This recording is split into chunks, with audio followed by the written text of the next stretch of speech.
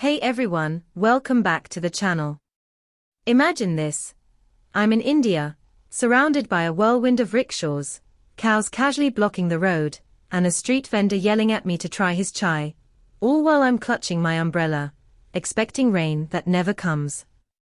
I'm from a sleepy English village. Think polite queues, endless drizzle, and the thrill of a new tea flavor at Tesco.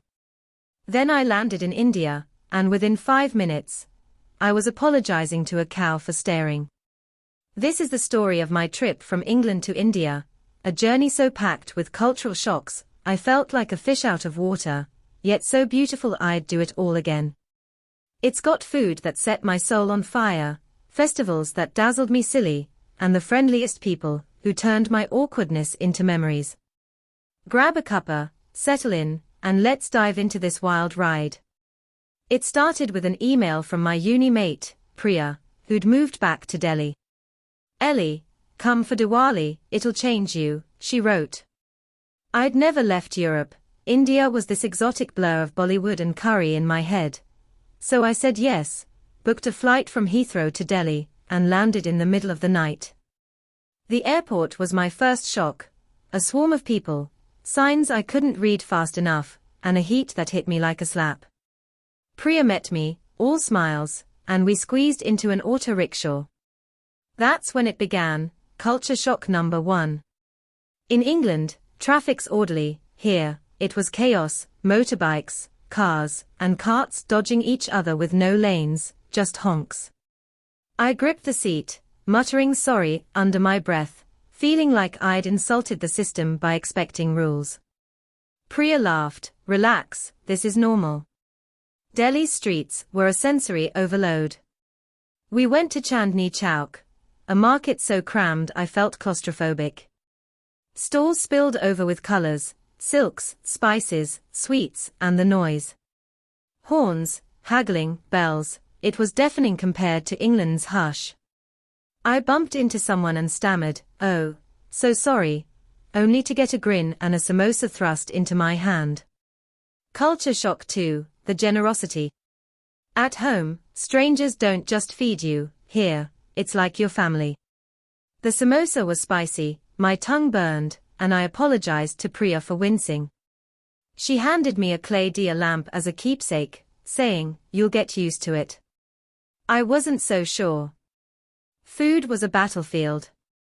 Priya took me for pani puri, little crispy balls you fill with spiced water. I watched her pop one in her mouth, but when I tried, it exploded, water dribbling everywhere. A crowd of kids giggled, and I blushed, whispering, "Sorry, I'm rubbish at this." They clapped instead. Shock 3, no judgment, just joy. Then came butter chicken and naan at a dhaba.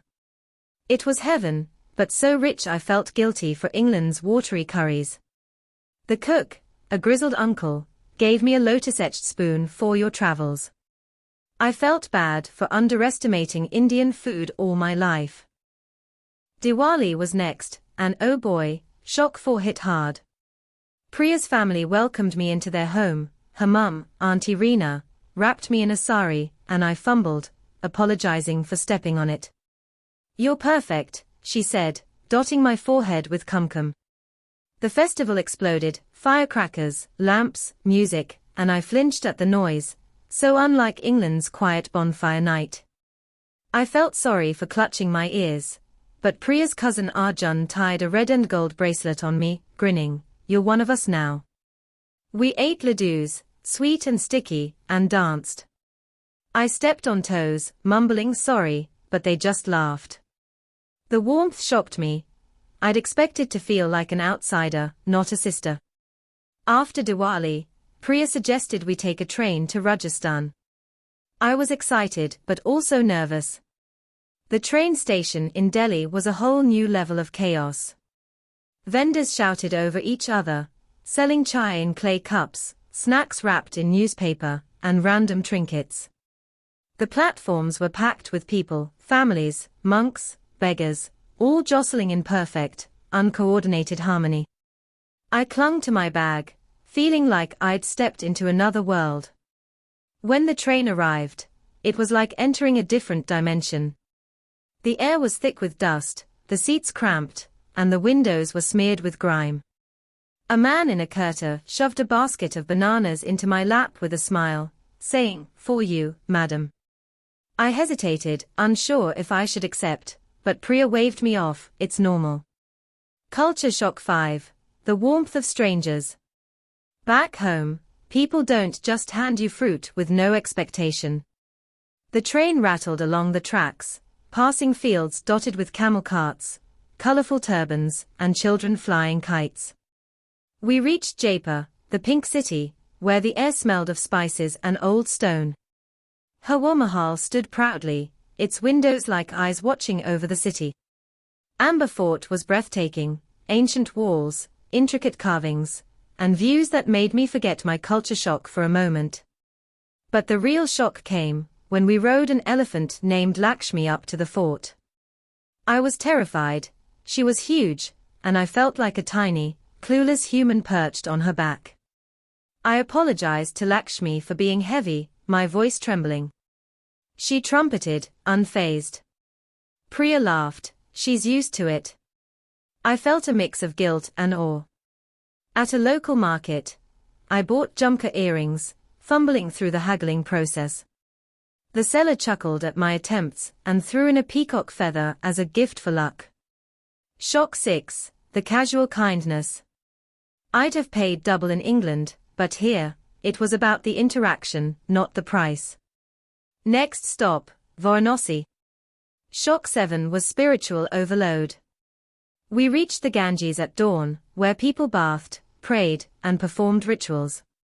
The water was golden under the rising sun, and I felt like I was intruding on something sacred. In England, religion's private; here, it was public, raw, and beautiful. A sadhu blessed me with a Rudraksha bead, and I apologized for not knowing how to thank him. He just smiled. The Ganga Aarti that night was surreal, lamps floating on the water, chants filling the air, bells ringing in harmony. I felt small, overwhelmed, whispering sorry to Priya for not fully understanding the depth of it. She hugged me tightly. "You don't have to." After the ceremony, we walked along the ghats, the air filled with the faint scent of incense and the soft murmurs of prayers. I saw people washing their clothes, others in silent contemplation, and some just sitting, lost in thought. I wanted to take it all in, but I felt like an intruder in a sacred space. Priya noticed my hesitation and said, "Just be here. You're part of it now." The next day, we took a boat ride along the Ganges at sunrise. The water shimmered with hues of pink and orange, and the city woke up slowly, dogs stretching, cows wandering freely, and vendors setting up their stalls. I kept staring at the river, feeling both awe and guilt. In England, we'd never be so close to something so alive, so sacred.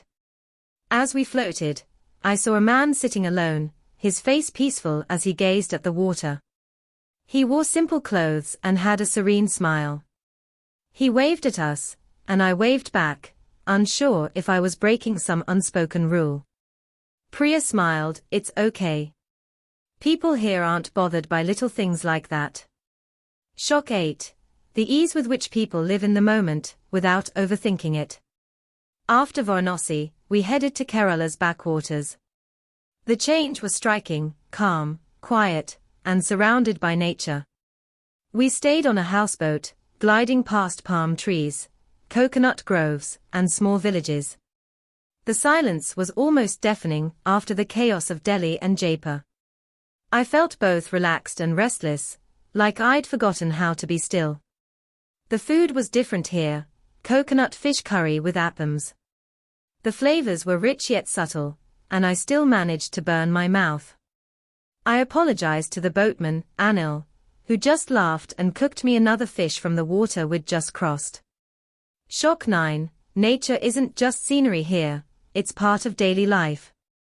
I felt guilty for how little we valued our own environment back home.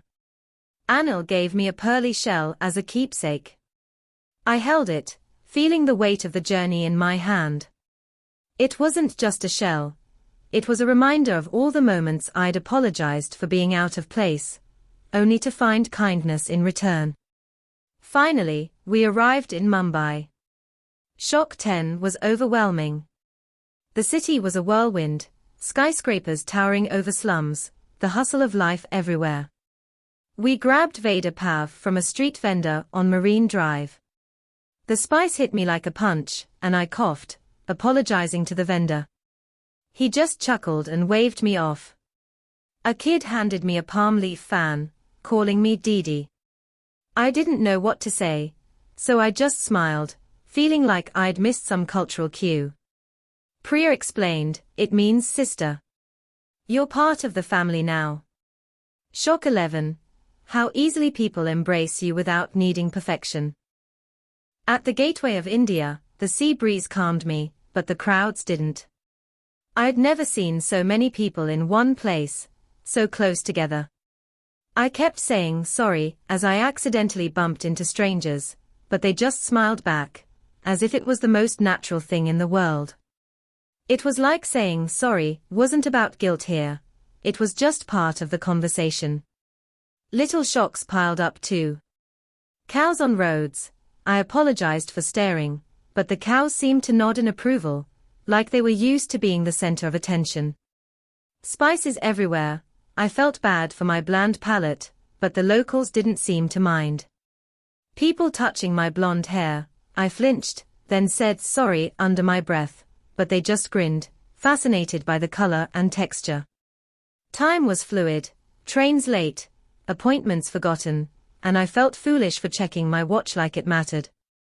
Sanjay, a rickshaw driver, saved me when I got lost in Delhi.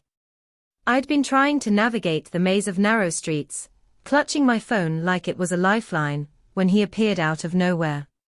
"You're lost, madam," he asked with a kind smile. I nodded, embarrassed. He refused payment. "Guests are gods," he said with a shrug, and I apologized for offering money. He just laughed, saying, "In India, we don't need money to help." That was shock 12, the idea that kindness didn't come with conditions. As I sat on the rickshaw, watching the city blur past, I realized something. I wasn't just experiencing India. I was being rewritten by it. Every sorry I'd uttered had been a small thread in a tapestry of lessons, each one unraveling a piece of the English rigidity I'd grown up with. On my last day in Mumbai, I stood at Marine Drive, watching the sunset spill gold across the Arabian Sea. The breeze was gentle, the city humming softly behind me. I didn't feel like a tourist anymore. I felt like someone who'd been changed by every moment, every shock, every apology. I thought about all the keepsakes I'd collected, the diya, the lotus-etched spoon, the red and gold bracelet, the clay cup, the earrings, the peacock feather, the rudraksha bead, the pearly shell, the fan. Each one held a memory, a lesson, a story. Flying home, my bag jingled with those small treasures, but it was more than that. It carried the echoes of laughter, the warmth of strangers, the flavors that had danced on my tongue, and the overwhelming beauty of a country that didn't need me to be perfect, just present. Back in England, I'd sip chai and hear horns, wear the jumkas and feel the pulse of the market, even if it was just in my memory. The shocks had faded, but the love remained. I went to India expecting chaos, but I found a chaotic beauty that rewrote me. That's my story, fam. A wild, humbling ride through India. Ever felt culture shock that changed you? Spill it in the comments. Like if you loved this, subscribe.